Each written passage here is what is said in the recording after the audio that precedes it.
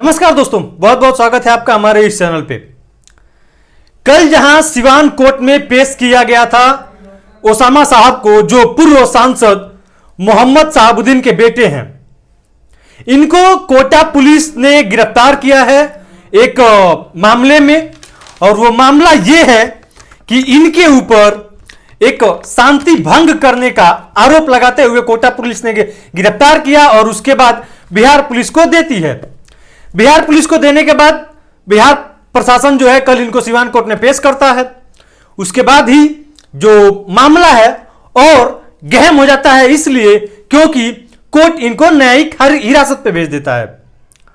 इनको लेकर के जब गोपालगंज में पहुंचते हैं जो उप मुख्यमंत्री हैं तेजस्वी यादव से जब पूछा जाता है इनके बारे में, तो जरा सुनिए इनकी प्रतिक्रिया क्या है, फिर उस पर हम चर्चा करें। न्यायालय का मामला है तो इस पे कोई हम लोगों का टिप्पा टिप्पणी देने से कोई बचना चाहिए।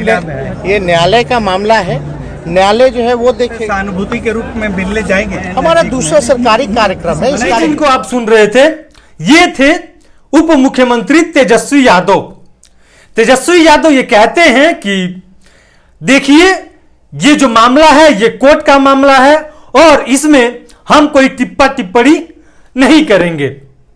मित्रों, आपको पता होगा कि पूर्व सांसद मोहम्मद शहाबुद्दीन और जो लालू यादव हैं, इनके बीच का जो संबंध है वो बहुत ही तगड़ा संबंध रहा है।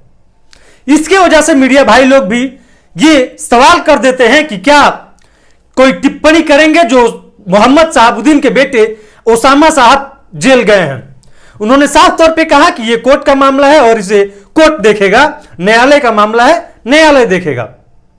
वहीं दूसरी तरफ मीडिया भाई ने यह पूछा कि क्या आप सहानुभूति के लिए उनके घर पे भी जाएंगे। मित्रों, यहां पे उनकी जो जवाब है ना, वो सुनते बनती है।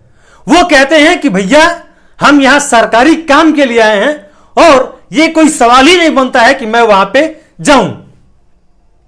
क्योंकि मीडिया भाई लोग इसलिए सवाल पूछ दिए कि लालू यादव और मोहम्मद शहाबुद्दीन, ये सभी जानते हैं कि इनका जो रिलेशन रहा है काफी टाइम तक रहा है और बहुत ही तगड़ा संबंध रहा है, जिसको लेकर के अब लोग ऐसा कयास लगा रहे हैं कि जो इनके बीच का जो संबंध रहा है उसमें अब मतभेद पैदा हो गया है। क्योंकि जो तेजस्वी यादव का बयान है, इसको लेकर के और भी सवाल खड़े होते हैं। बहरहाल ये थी कुछ अपडेट्स जो तेजस्वी यादव ने दी थी ओसामा साहब को लेकर के और उनके परिवार को लेकर के। मिलते हैं आपसे नेक्स्ट अपडेट के साथ नेक्स्ट वीडियो में। तब तक के लिए बहुत बहुत धन्यवाद। जय हिंद।